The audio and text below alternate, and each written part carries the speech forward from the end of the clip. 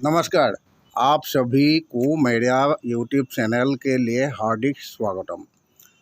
आज मैं इस वीडियो में असम के महानायक वीर लासित बोरफुकन जी के बारे में कुछ जानकारी प्रस्तुत करने जा रहा हूं, ताकि भारत के भिन्न प्रांतों में रहने वाले जन जन तक उनकी वीर गाथा पहुँच सके। तो आइए, लासित बोरफुकन नामोच्चारण मात्र से हमें सरायघाट की लड़ाई की याद आ जाती है।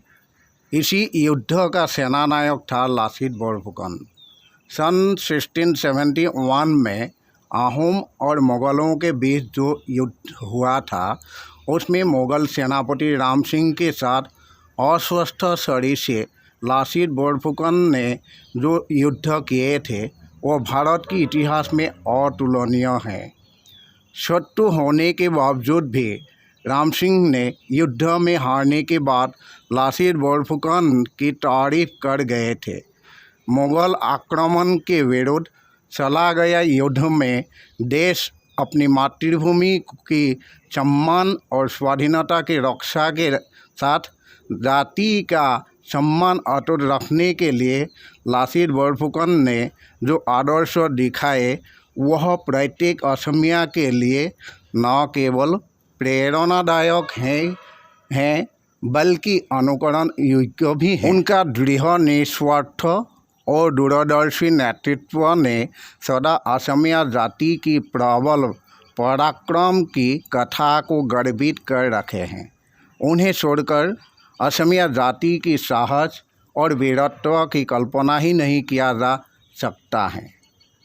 मोटे तौर पर हम कह सकते हैं कि असमिया जाति की आवेग स्वाभिमान है वीर लासित बोरफुकन। 600 वर्ष की स्वर्णिम इतिहास से पूर्ण पराक्रमी आहूम जाति की एक विख्यात फैद वंश लुखुराखुन फैद का व्यक्ति था लासित बोरफुकन। उनके पिता थे आहूम शासन का प्रथम बरबरुआ तथा पाइक प्रथा का प्रवर्तक मोमाई तामुली बरबरुआ और माता नागेश्वरी आयदेव थी।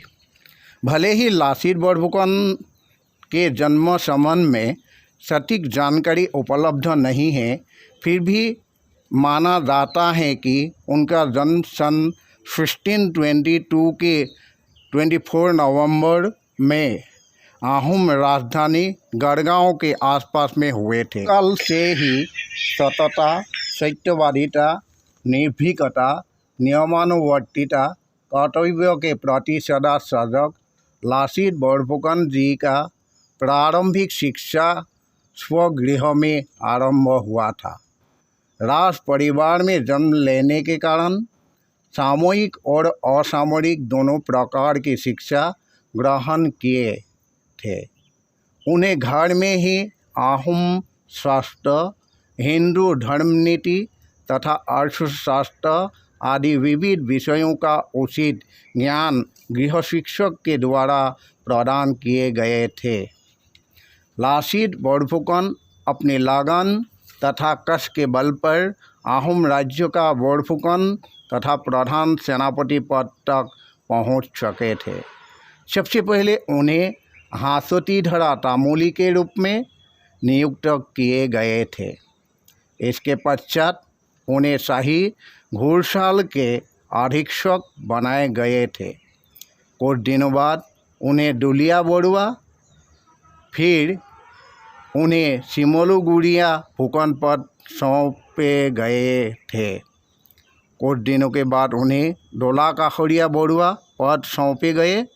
इस पद में उन्होंने ऐसा हुनर दिखाए कि तत्कालीन आहूम राजा स्वर्गदेव चक्रधर सिंह ने उन्हें प्रधान सेनापति तथा बोरफुकन पद में नियुक्त किए।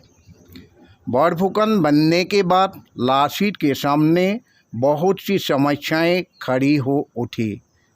उनके सामने एक तरफ मुग़लों की विशाल और संगठित सेना, दूसरी ओर अपनी सीमित एवं बिखरी हुई सेना। पहले 4 वर्ष उन्होंने अपनी सेना को सुसंगठित करने में लगाए। इस क्रम में उन्होंने नए सैनिकों की भर्ती की, जल सेना के लिए जलयान यानी नौका का निर्माण कराया, हथियारों की आपूर्ति, किलों को पुनर्निर्माण एवं जगह जगह मिट्टी के तटबंधों का निर्माण आदि करवाए। मगर ये सब के बारे में मुगलों को भनक तक न लगने दी। यह उनकी कूटनैतिक चतुराई ही थे। वे लासीत की युद्ध कला एवं दूरदर्शिता का दिग्दर्शन केवल अंतिम राउंड में ही नहीं बल्कि सन 1667 को नवंबर महीने के दिनांक 2 को इताखुली और गुवाहाटी किले को मुगलों के हाथों से उद्धार करते वक्त देखने को मिले थे। वहाँ उन्होंने जो कुशल युद्ध नीति का परिचय दिया वह भी अतुलनीय है। मुगलों द्वारा फौजदार के रूप में नियुक्त किया गया फिरोज खां के हिंदू विद्वेषी नीति ने वहाँ के निवासियों के हृदय में जो आग की लहर दौड़ा रही थी उसे शतुर लासीत ने सही प्रयोग करते हुए उसी समय गुवाहाटी किले को उद्धार करने का निर्णय लिया।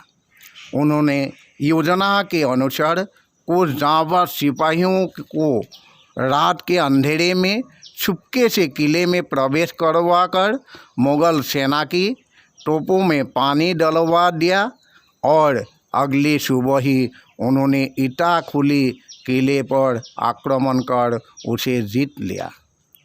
आहोम के हाथों मुगलों के पराजय की समाचार सुनकर बादशाह औरंगजेब आग बबूला हो उठा और संपूर्ण भारत में मुगलों का ध्वजा फहराते रखने की प्रतिज्ञा की।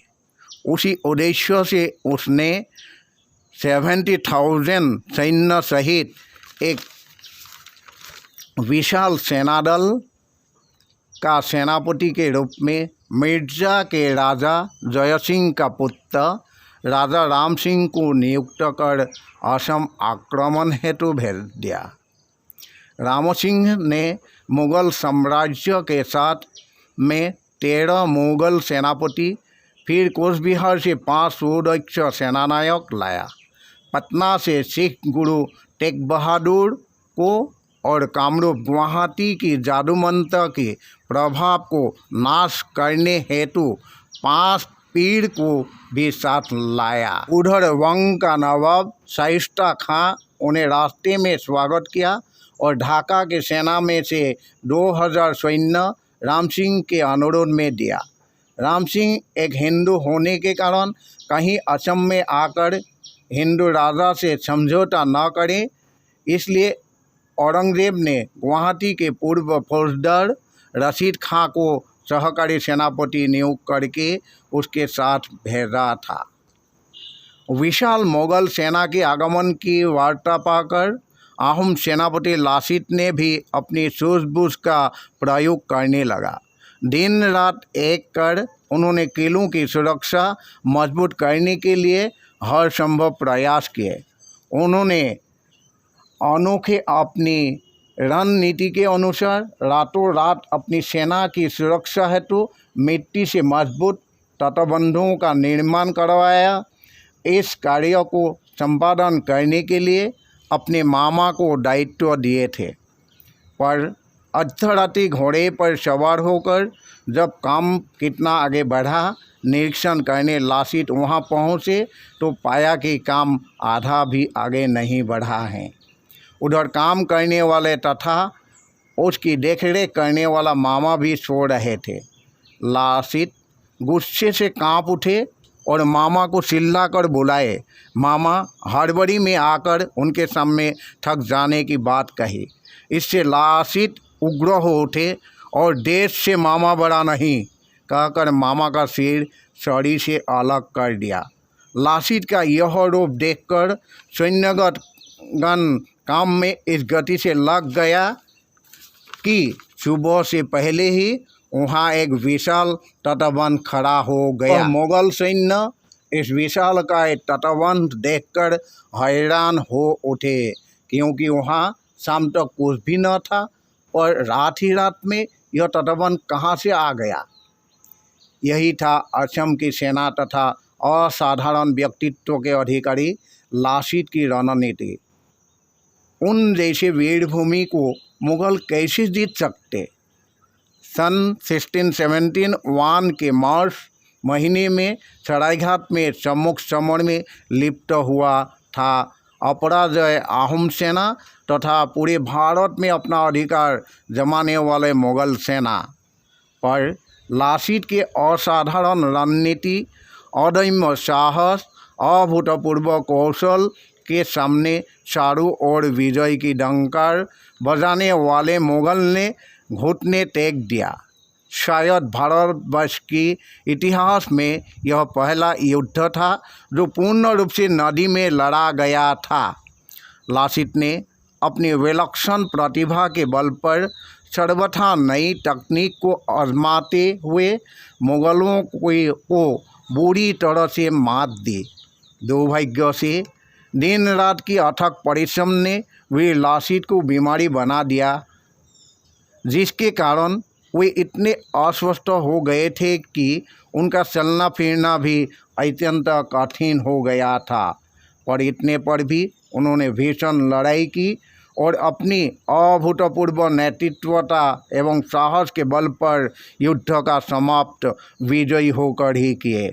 दुर्भाग्य से युद्ध विजय के कुछ ही दिन बाद सन 1672 के 25 अप्रैल को उनकी मृत्यु हो गई। युद्धोपरांत भागते हुए मुगल सेनापति राम सिंह ने असम के इस महानायक को प्रशंसा कर बताए थे कि धन्य वीर लासीत सेनापति, धन्य असमिया सेना। प्रत्येक असमिया सेना नौका चलाना, धनुष चलाना, नाले खोदना, तोप दागना सभी में निपुण है। इसी तरह सभी कामों में निष्णात सेना का दृष्टांत भारतवर्ष में मैं कहीं देखा नहीं। राम सिंह के इस अकपट प्रशंसा में ही वीर लासीत के दृढ़, निस्वार्थ तथा दूरदर्शी नेतृत्व गौरव समाविष्ट हैं। अतः लासीत बरफुकन न केवल असम का ही अद्वितीय वीर थे, बल्कि भारत कि इतिहास में भी शायद वे अद्वितीय ही रहेंगे, क्योंकि उन्होंने मुगलों से उत्तर पूर्व भारत को सदा के लिए मुक्त करा के रखे गए थे। मैं उन्हें इसी पावन अवसर में ही हजार बार सलाम कर रहा हूँ। जय असम, जय हिंद। इतनी देर आप सभी मेरे साथ बने रहने के कारण आप सभी को धन्यवाद। वीडियो को लाइक और शेयर कर दीजिए।